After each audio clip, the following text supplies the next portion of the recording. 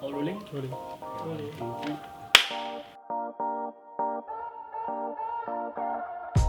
Hi, I'm Matthew. I'm 49 and I run a social enterprise.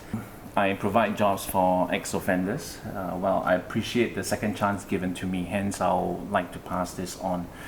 7 days a week I will be with my team, roasting beans, preparing food, managing the cafe itself, and I pretty much enjoy sharing my experience and guiding the ex-offenders to a new life. Hi, I'm Aqil. I'm a 23-year-old student currently on school break, and most of my days are spent at the gym in the morning, and then I'm at home watching Netflix or playing video games. I'd say those are my only personality traits, unless you count height as another one, but I'm not as tall as you, so not much point there.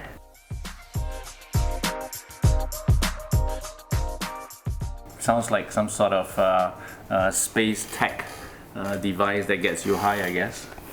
I think that, it's obviously new because it has new in its name, and so I'm gonna guess that it's some kind of new drug in the market that gets you high like all other drugs do, I think.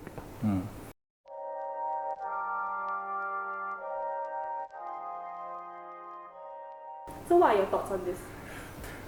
Generally speaking, I think abusers now start at a much younger age, mainly because of curiosity or just a sense of escapism. When they face a problem, they just want to escape, and hence they resort to such an avenue.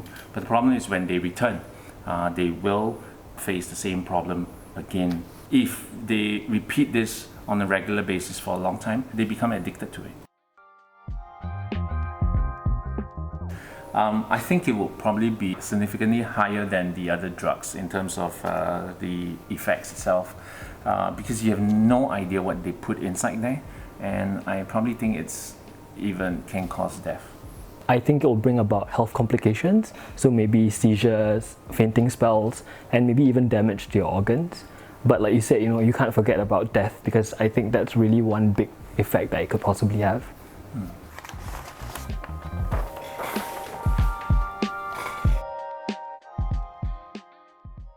So what are some of your thoughts on the severity of these side effects in light of your experience with drugs? I think the severity is quite high, and I honestly think that it's not worth it. I used to be addicted to this high feeling. It gives me a lot of pleasure, but it destroys my physical self, it destroys my mental alertness, it destroys even relationships, friends and family. I really think that there's a lot of other ways that you can get pleasures and happiness without the use of these abusive substances.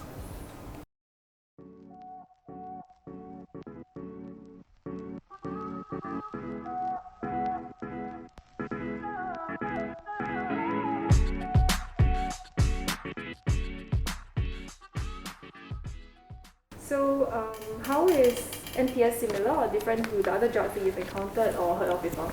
Definitely one difference is that NPS gives another layer of danger to drug abuse, because we really do not know what is inside that substance.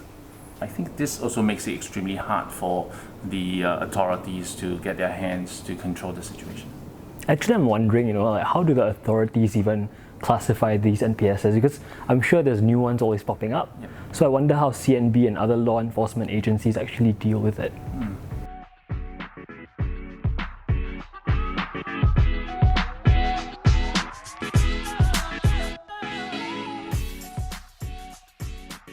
I think that the risk isn't worth it at the end of the day, because it's not just you that you have to think about. You have to think about your loved ones as well, because when you do take these drugs, there's a potential risk for you getting jailed, or maybe even facing death, things like that. And all these things will definitely affect the people around you.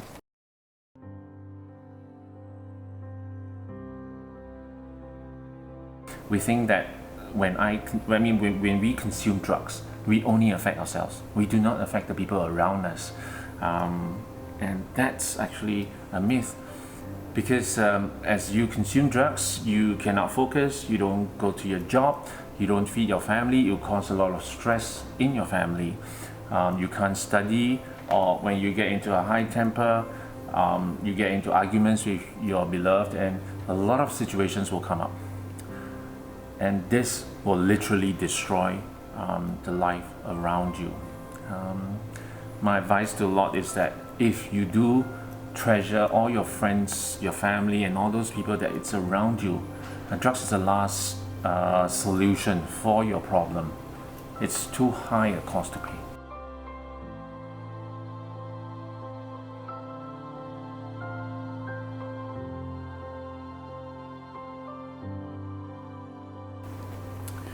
Your lifetime of family and friends are surely more important than your short moment of pleasure.